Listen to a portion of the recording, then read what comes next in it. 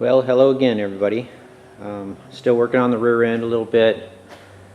I finished painting my shackles and all the stuff I started last time.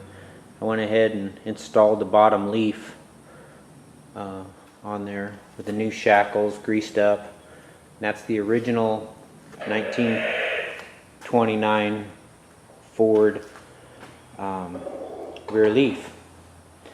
And I have the rest of them painted up, the rest of the springs painted up, and I've greased the bottom of them, and again, following Dennis Lacey's thread on the ham, I'm using the Energy Suspension grease. He has a lot of experience, so if that's what he's using, I'm going to go ahead and copy him. But I've also been working on getting my spindles correct, or finished up, using the original 1939 bearing. I have it all greased up, but I don't have a press, and I have to press these seals in. I did get the other one pressed in, but it's not a very good way to do it, so I'm going to have to wait till Monday when I can get into work and use the press there. But it goes the bearing, the seal with it facing the correct lip facing in, and then a snap ring goes around it. Then it slides on to the rear end here, and after you put on the drum and everything, aftermarket spindle and the drum, my 35 wheel I have kind of just bolted on there right now, but everything fits, runs smooth, no weird noises or anything. And my little safety clips that I got are going to fit in these little grooves here, so that's all going to work out good so far. But right now I'm just working on that spring. Oh, and I got all the F1 steering box painted up and everything, so I can start working on rebuilding that. I ordered some John Deere corn head grease, and that should be here on Wednesday, so I'll start rebuilding that probably Thursday or so. Alright, I have the spring all together, but well, that's not a good example.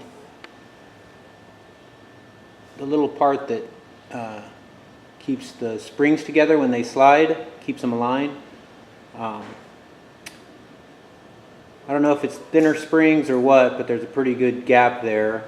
I tried to use a little copper tube for a spacer, but I don't like that, so what I think I'm going to do is take that back off, weld in the original hole, and re-drill the hole a little bit closer. You know, because as it is now, that thing can come right off of there, so I need to repair that. I also ordered some 1/8" stainless steel cable from McMaster Carr, a couple ball ends here, and took it to work and swedged, well, I took it to my old work actually, and swedged on some ball ends here, and I made myself an emergency brake cable. It had to be shorter than the stock one. You can't use the stock one because, of course, I shortened my drive line and radius rod, so everything's shorter. Anyway, I made that one up. I have to clean up the emergency brake parts, and I'll be installing that.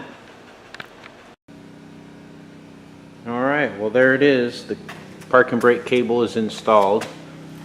I used the original 1939 spring and washers that are inside the drums there, and the mounting hardware right there. That's the original bracket and screws. Of course, I bought new rubber bushings and rubber boots and keepers for inside the drum. Use the original hardware here. This is just temporary till I make the other part of it. Once I get it all finished out and figure out the length and the linkage for the emergency or the parking brake handle.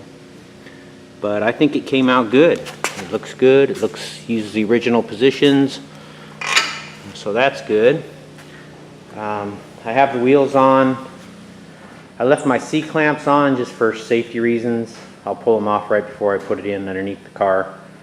And for my little safety clips that go over the drums here, I have to get longer screws right here and a couple little spacers, and then they'll fit on there, or bolts, not screws. And then cotter pin everything after I know everything is good.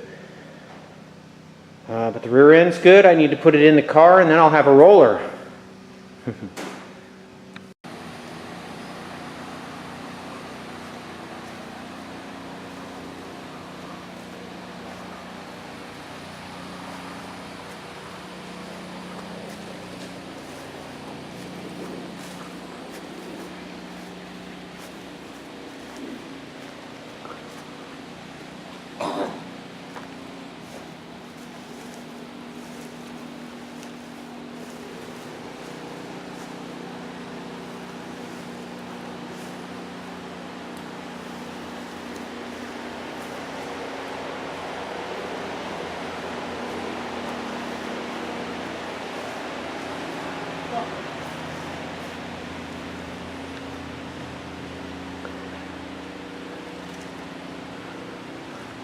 Can you see the vision? I can see the vision, and I'm digging it.